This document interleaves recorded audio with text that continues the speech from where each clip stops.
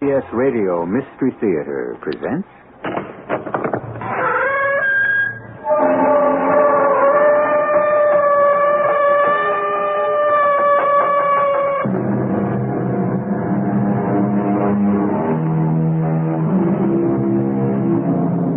Come in. Welcome. I'm E.G. Marshall. We are all doomed, said one philosopher. It is inevitable. It is fate. It is destiny. Our lives hang on a slender thread from one day to another. We place our daily existence in the hands of total strangers and pray for the luck of the draw. We do it when we drive down the highway, when we fly in an airplane. We do it when we elect a president. It is not death we fear, but the inevitability of it. The destiny of one, the destiny of millions, can rest in the hand of a single person. That's right. Ignore the truth.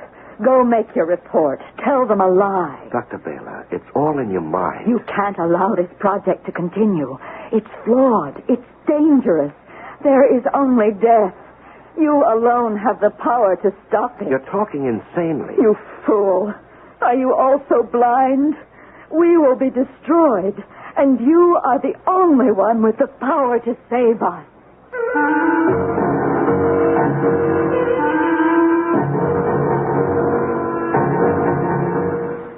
Our mystery drama, Death on Project X, was written especially for the Mystery Theater by Victoria Dan and stars Larry Haynes. It is sponsored in part by X-Lax and True Value Hardware Stores. I'll be back shortly with Act One.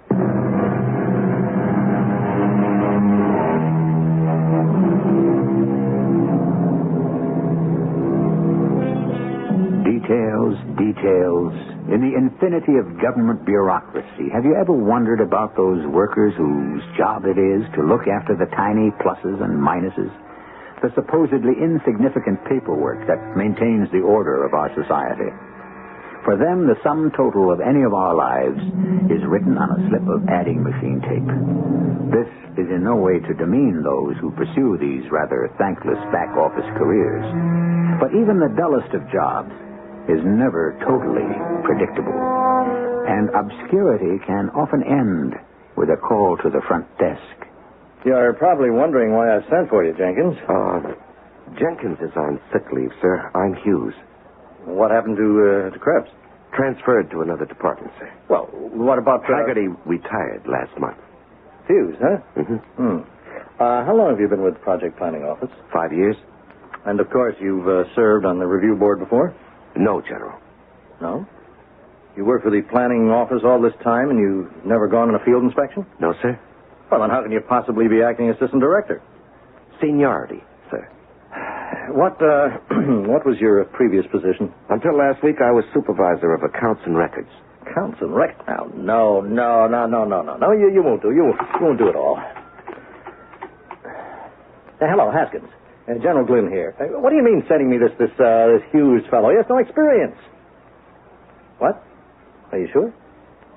He is. Well, no, all right. All right, I'll get back to you.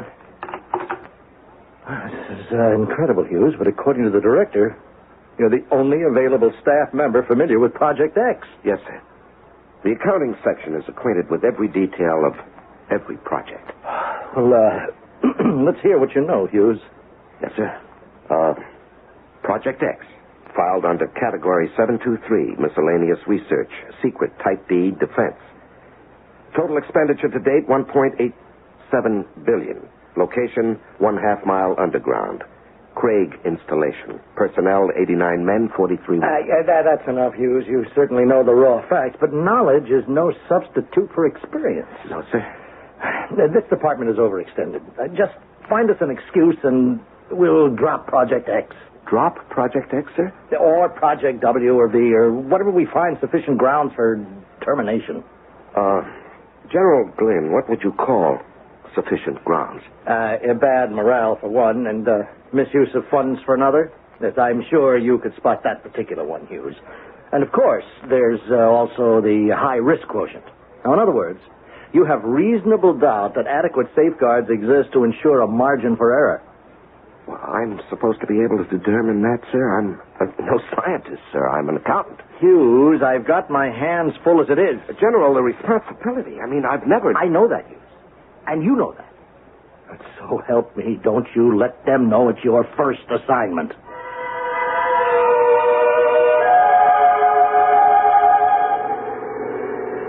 I did want you to have a look at the main generating plant, Mr. Hughes. Oh, it's very impressive, Colonel. Not to mention efficiency.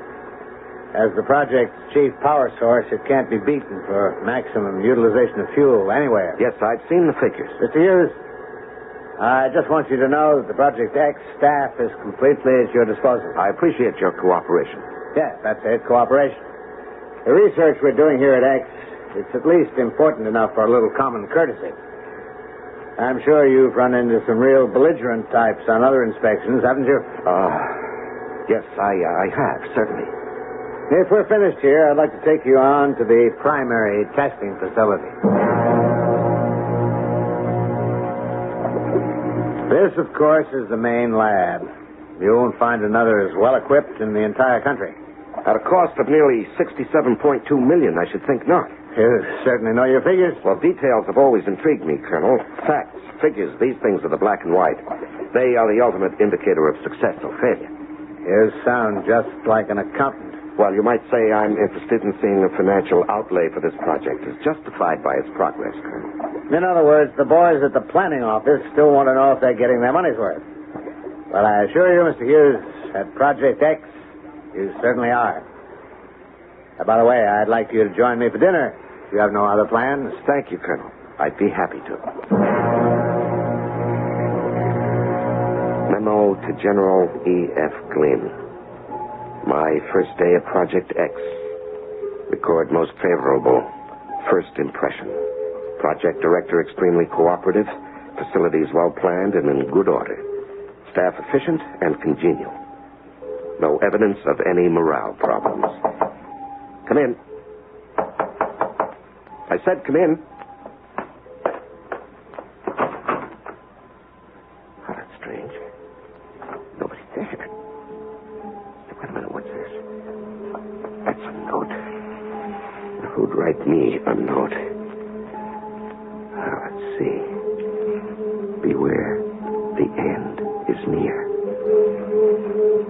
Beware, the end is near. And what kind of a message is that?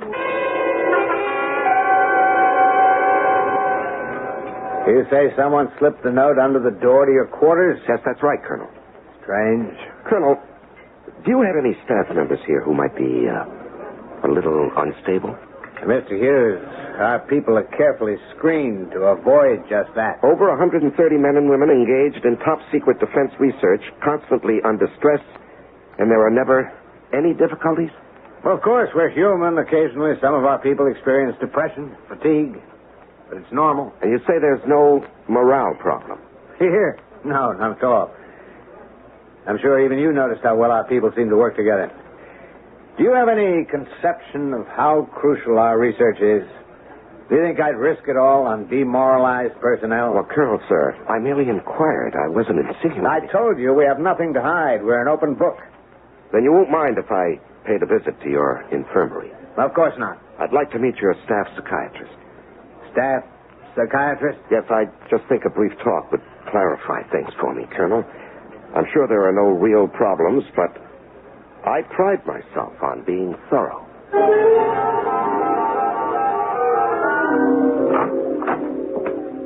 Can I help you? Well, I'm looking for Dr. Baylor. My name is Eli Hughes. I'm from the Project Review Board. Oh.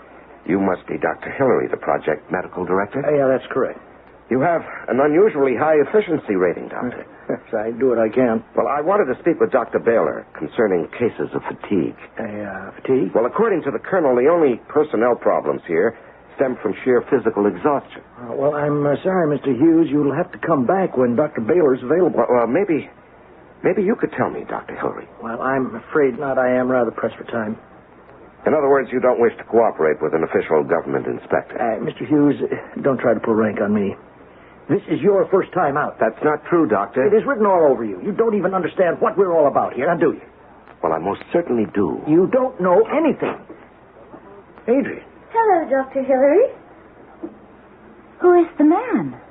Adrian, I'd like you to meet Mr. Hughes. Hello. Can you swim? I beg your pardon? Swim. Can you swim in the water? In fact, I don't. But you must.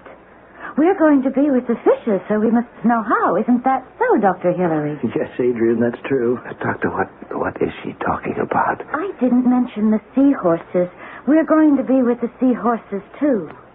The seahorses? Yes. We'll all be together. The fishes, the seahorses, and the people. That's a fact. Doctor, have you been practicing your underwater breathing like I told you to? Yes, I certainly have. That's good. That's very good. Doctor, could we step outside for a moment, please? Adrian, we have to go away now, but we'll be right back. Okay. Would you explain to me what that was all about? You mean Adrian? Well, that girl talks like an idiot. An idiot? Well, let me tell you something, Mr. Hughes. That girl happens to be Dr. Adrian Orriman, the chemist.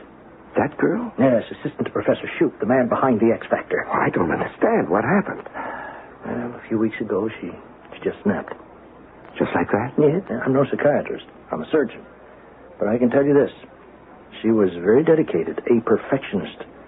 She wasn't satisfied with the final conversion formula. Shoup's formula? Right. She insisted that there was an error somewhere. It just didn't feel right, was how she put it. In any case, she went for days without sleep, without food, looking for some imagined error. Well, she finally cracked from sheer fatigue. Oh. I'm very sorry. Are you? Are you really? Yes, Doctor, I really am. Well, you shouldn't be. To feel sorry is to care, and to care is to become involved. What's wrong with that? He's here, isn't he? The man from Project Review? Jerry, this isn't good for you. Now, you should stay in bed. I'll go. I will, just as soon as I talk to him. You're the man, aren't you? I'm Eli Hughes from the planning office. Please listen to me. Jerry, I want you to stop this. But he has to know. He has to know how sad it is. A tragedy, that's what it is. Jerry, you can talk to Mr. Hughes later. Now, we're busy now. I'll go, but please, tell him how sad it is. Yes, I'll tell him. Because he shouldn't be afraid to cry. Tell him.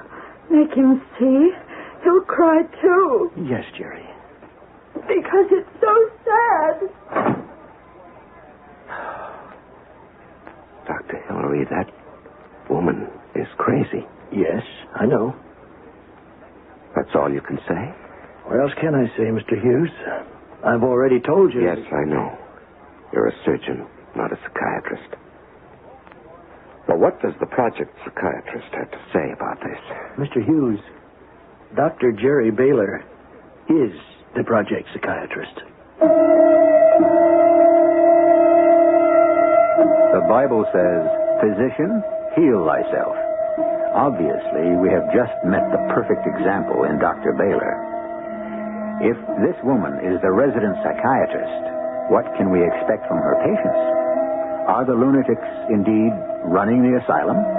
That is, if Dr. Baylor really is a lunatic. After all, who are we to say? We don't make hasty judgments here. We examine all issues carefully. We'll be back in a moment with Act 2.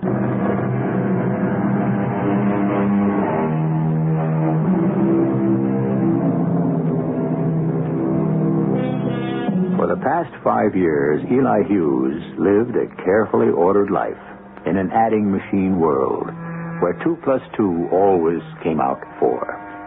Suddenly elevated to the rank of project investigator, he has been sent out on a seemingly routine check of a top-secret research center.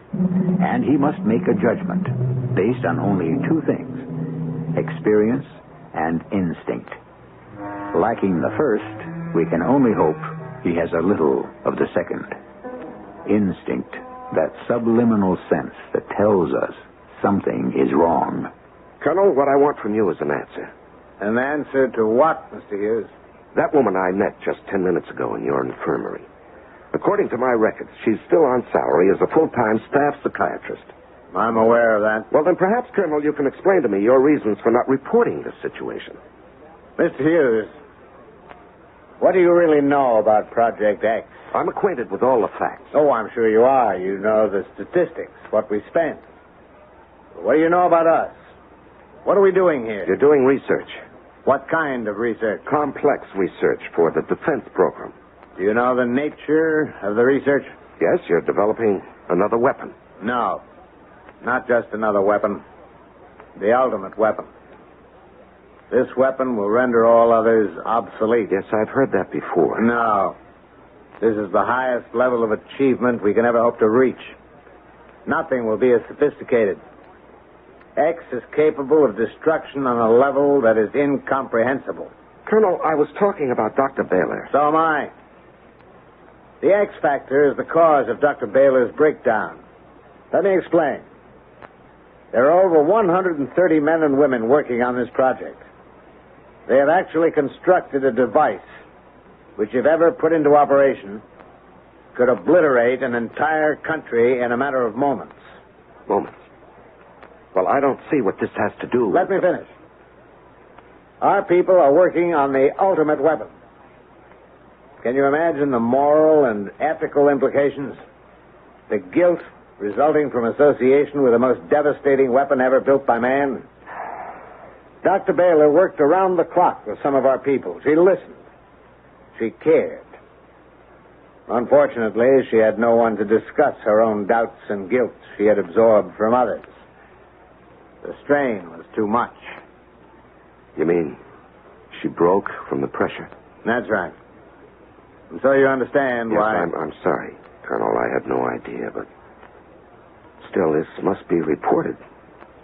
The woman must be sent home. Why? Well, because this woman is a government employee drawing a $37,000 salary. That's your reason? Well, Colonel, isn't that reason enough? We're speaking of a broken woman, Mr. Hughes. Yes, I understand that. Well, if you understand, then where is your compassion? How can you send this woman back into a world she no longer fits into?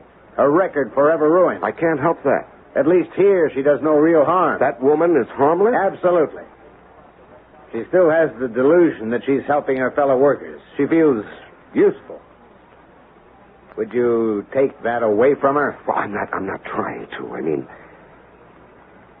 I have to follow regulations. So you'd send her away and strip every last vestige of dignity from the woman? Do you have any idea how overextended this project is? She no longer qualifies as a member of your staff. And how do you know what qualifies someone as a member of my staff? Now, listen, Eli. Now, let's forget the formalities for a while. I want you to erase from your mind the stereotype of cold-hearted military officers. I care about this project, and I care about these people. And I think what's good for one is good for the other. But I'm talking about efficiency. And I'm talking about humanity. Well, you can't have both. Who says so? Maybe you've been behind your desk too long. Or maybe you've been on so many field inspections that we all begin to look alike to you. No. In fact... In fact, what? Nothing. You'll have to excuse me, Colonel. I have work to do. You're making a first mistake, Mr. Hughes. You are becoming personally involved with this project. I am not. If something is disturbing you, why not just put it in your report? Because I want to be fair about this. I know you've just been talking with the colonel. As a result, you've made your second mistake. What are you talking about? I mean, you just can't leave well enough alone, can you? You're beginning to doubt yourself. Doubt this project. Is it really worth all the expense, all the trouble? And what do you think? Well, I can't answer. I refuse even to let myself think about it. If you want answers, why don't you talk to the man who made it all possible? And just who are you talking about? The man behind the X Factor, Professor Shoup. But I want your opinion. I already told you I have no opinion. And if I did, I certainly wouldn't advertise it. To you or to anyone else. Project X is the only sure way to a permanent and lasting peace. The ultimate weapon, Professor? But of course. Well, I don't understand how a weapon will bring peace. Isn't it obvious? Well, frankly, no. If we have the means of destroying our enemies before they are capable of responding, Who would ever dare attack us? Well, what if you did use it? Wouldn't it destroy everything? No. Let me explain to you what the X Factor really is. It is the power to harness the elements contained beneath the Earth's crust and channel them for our own use. A virtually unlimited source of natural energy combined with the power to control it, actually direct it. In other words, pinpoint destruction. Yeah, that's right. Oh, I had no idea. That is why it will bring us peace, because to contemplate war in the face of Project X is to be faced with obliteration without hope of escape. The choice will have to be that of trust and peace. Yes, I never thought of that. You must admit it all puts the matter quite in perspective, does it not? It certainly does, Professor.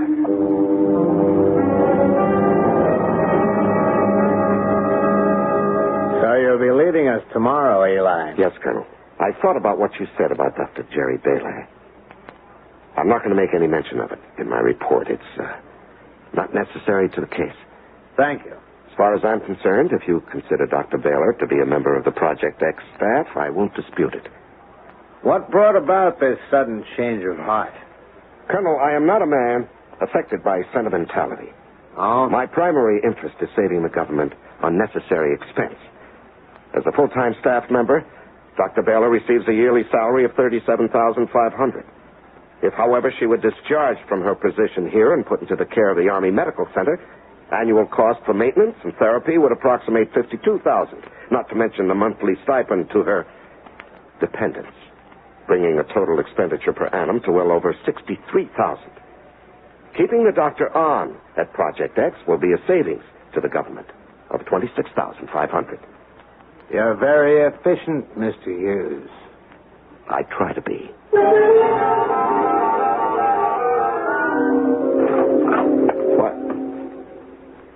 What are you doing in my room? They said you were leaving. Yes, that's right, Dr. Baylor. But you just arrived. Well, I've been here 3 days. That's not long enough. Don't you realize that? Doctor, I find that the time was sufficient. I know what you're going to tell them. How could you? You don't have to be a mind reader. Everything's fine here. That's what you'll tell them. Everything's ship-shape and okay, but you're wrong. Dr. Baylor. Jerry, I really have to be packing. That's right. Avoid me. No, I'm not trying to I avoid. understand. I know the kind of person you are. You've taken orders all your life, and now you're afraid to make trouble. No, that's not true. It's true, and you know it. But I upset everything. I'm the broken cog in the wheel. Well, just you listen to me, because I'm a psychiatrist. I know what I'm talking about. Yes, of course you do. Don't patronize me. Jerry, I understand your situation. Really, I do.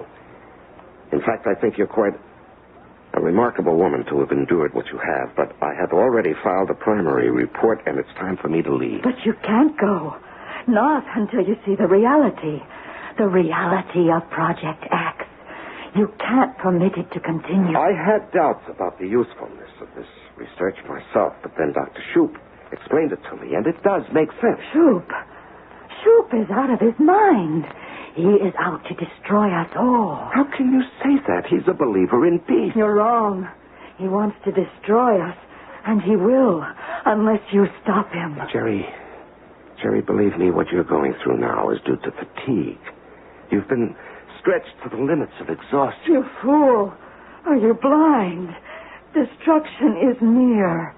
Why won't you believe me? Jerry, don't you see? It all has to do with the fact that you absorb other people's guilt, the ethical and moral. No. I have beheld the future and have paid the price. The horror was too great for anyone to remain sane. But you, Eli, you can save us. But you won't. No, you're right. You're right, Eli. Don't permit yourself to care. Leave now before you begin to doubt. Don't let yourself care, or you'll be destroyed. Leave now. This minute. Before it starts to eat away inside you. Jerry, what is it? Before it's too late. Before the caring destroys you. Jerry, what's wrong? I see under the facade you are sensitive like the others. You are vulnerable. Jerry, what's the matter? Before it kills you. Jerry. Answer me. Jerry. Well, how is she? Mr. Hughes. What happened, Doctor? Why did she faint? She didn't faint. She's dead. Dead? That's impossible. She's dead, Mr. Hughes. No, I don't believe that. Why, only a few minutes ago, she was standing right here talking to me. I know. Well, how could she die just like that? The truth, Mr. Hughes, is that Jerry Baylor is dead because she had no desire to go on living. That's a reason? It has to be. Because other than that, there is no reason under the sun why this woman should be dead.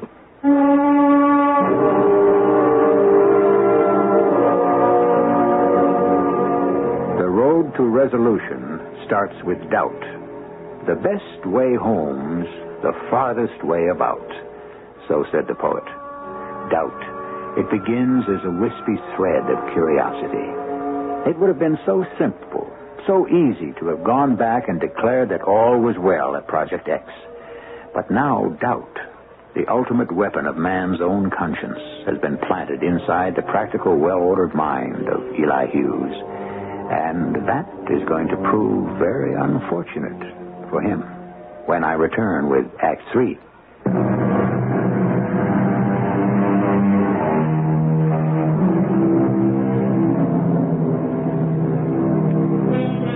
The will to live.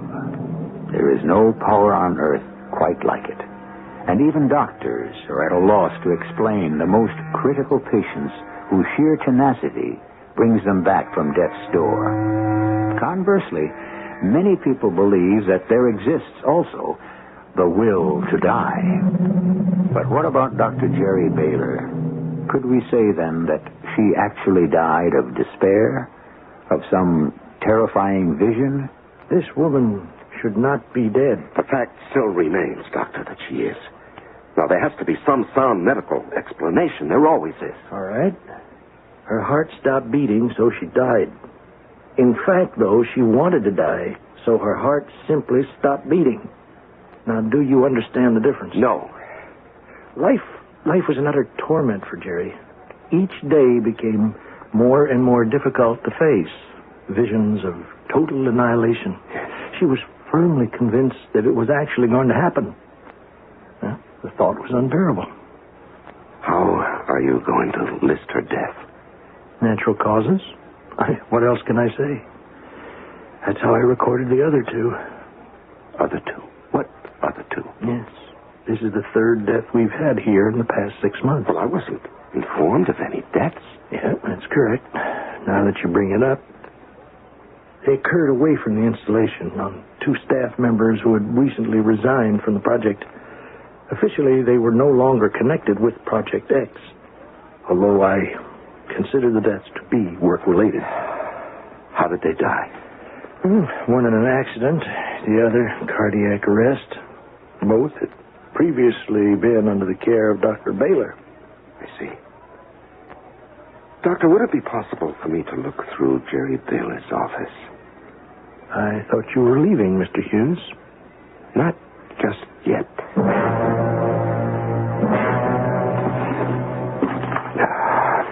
Nothing so far, nothing. Now, she had to keep some kind of records, I'm sure of it. But where... Wait a minute. One of these. Tapes. Maybe it's on tape.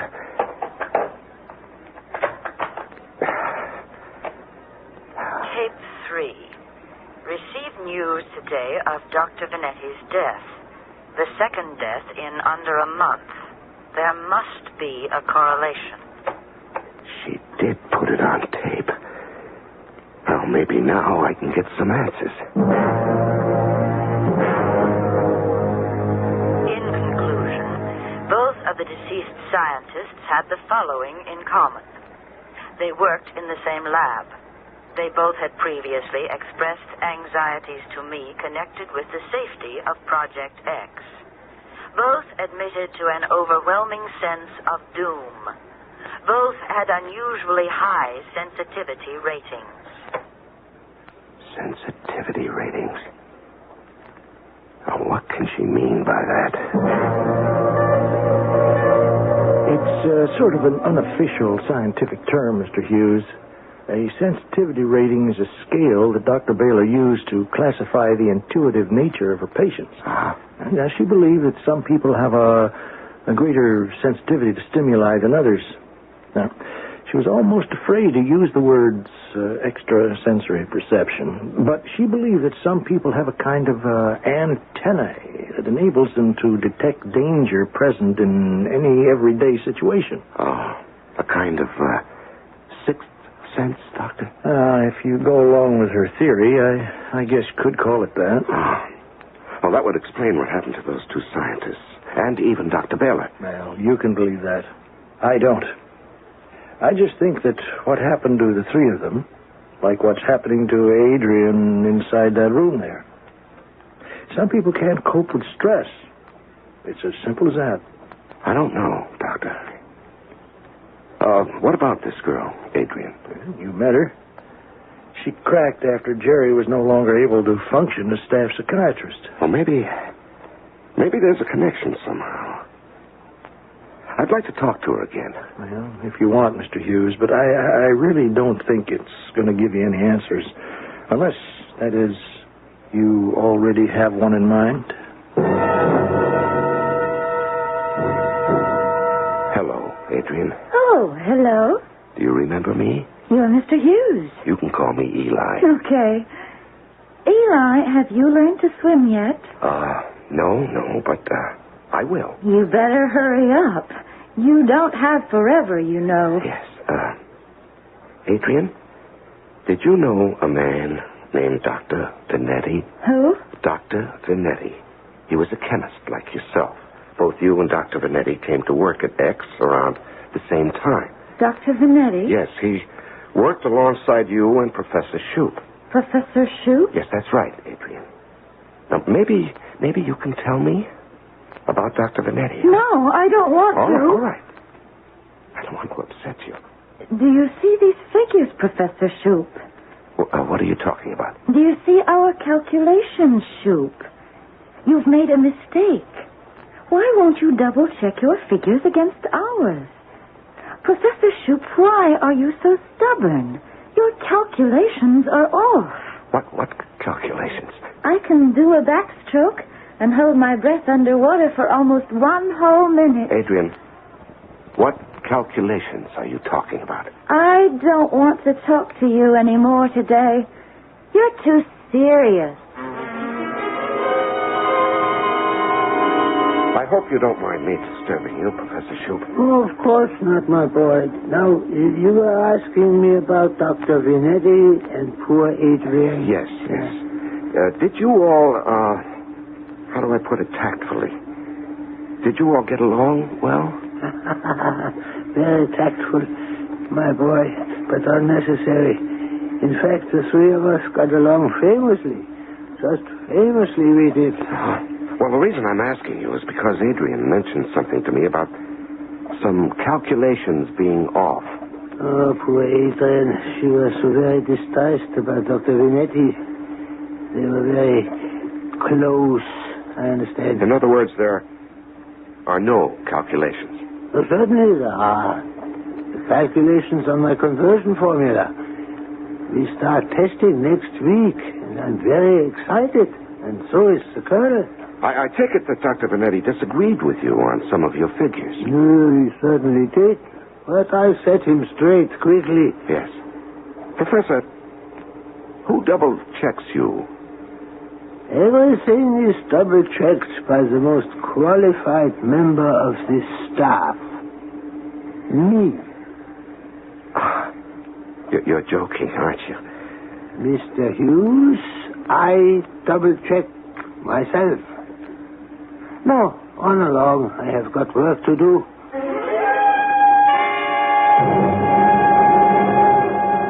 I think you're taking this all too seriously, Eli. Colonel, I heard him with my own ears. He said he double-checks himself. Well? I don't know about you, but I call that an extremely unscientific attitude. Now, I certainly intend to mention it in my report. I'm beginning to have my doubts about Professor Shoup. Oh, now, look, you have to understand, the professor is a genius, an absolute genius. Colonel, I find your attitude very unprofessional. I'm raising serious doubts to you about the emotional stability of your chief scientist.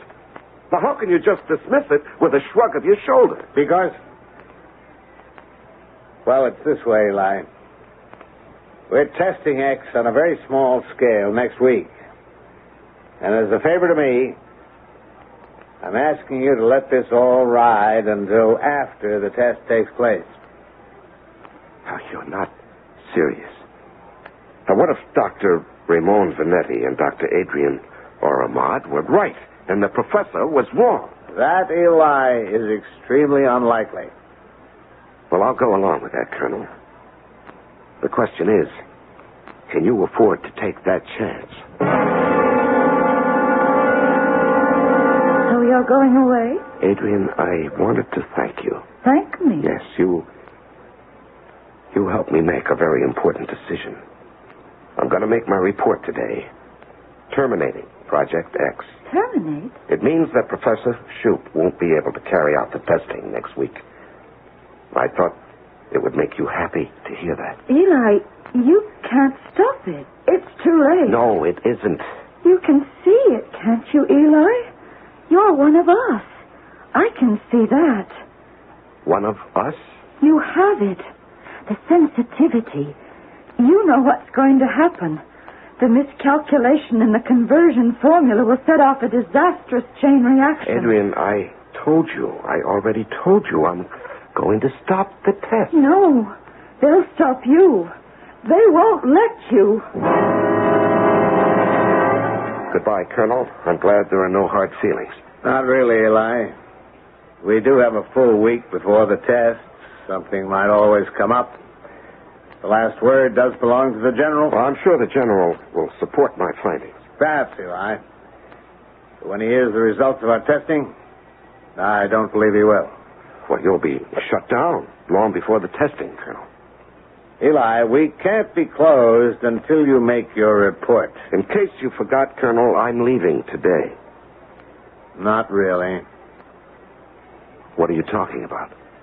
You're a civilian. This is a classified operation. We have to debrief you, and that's going to take time. Well, I've got a level 3 security clearance. I'm just being technical, Eli. I have the option to detain any non-military personnel for a routine security check.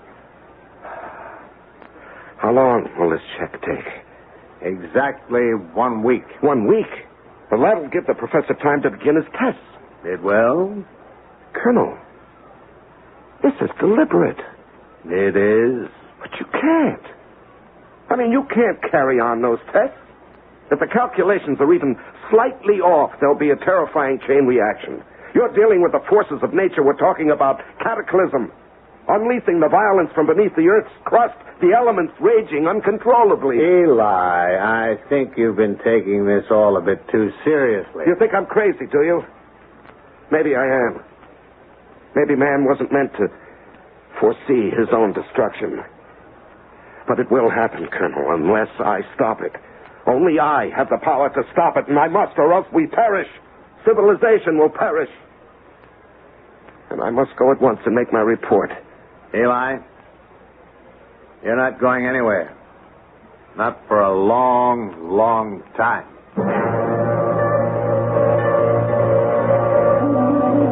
No, lie down, Mr. Hughes. How long have I been here, Dr. Hillary? Almost a week. Doctor, it still isn't too late. There's still time. I told you, Mr. Hughes, not to become emotionally involved. Now, look what it's done to you. No, it doesn't matter. Not really. I can't stop destiny. Please, don't tire yourself. She was right. Jerry was right. It's a mistake to care. It'll destroy you if you care. Please, Mr. Hughes. Eli. It won't be long now, Doctor. We'll all fall in.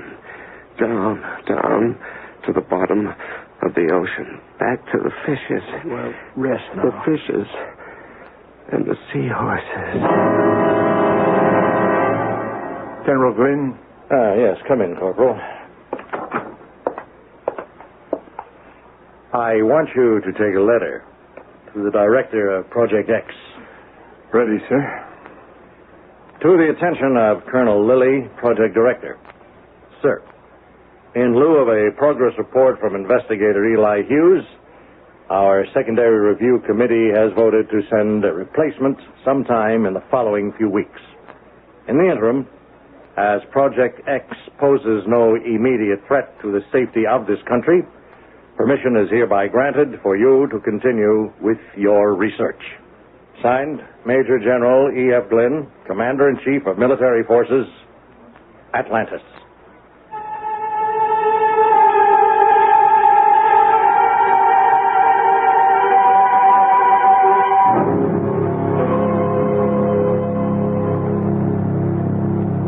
Atlantis? You mean we didn't tell you that this story was about Atlantis? Well, after all, we never exactly told you it wasn't. One thing is for sure, though. We don't have to tell you how this story ends. Undoubtedly, you have already heard the ending. Atlantis was destroyed.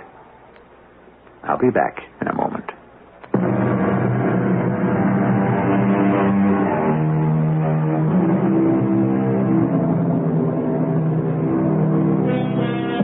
Is man bent on destroying himself?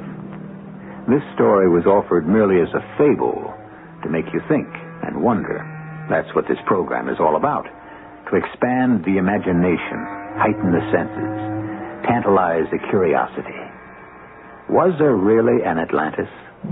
What could have happened to cause such an advanced civilization to vanish from the face of the earth without a trace? Our cast included Larry Haynes, Robert Dryden, Catherine Byers, and Court Benson. The entire production was under the direction of Hyman Brown. This is E.G. Marshall inviting you to return to our Mystery Theater for another adventure in the macabre. Until next time, pleasant dreams.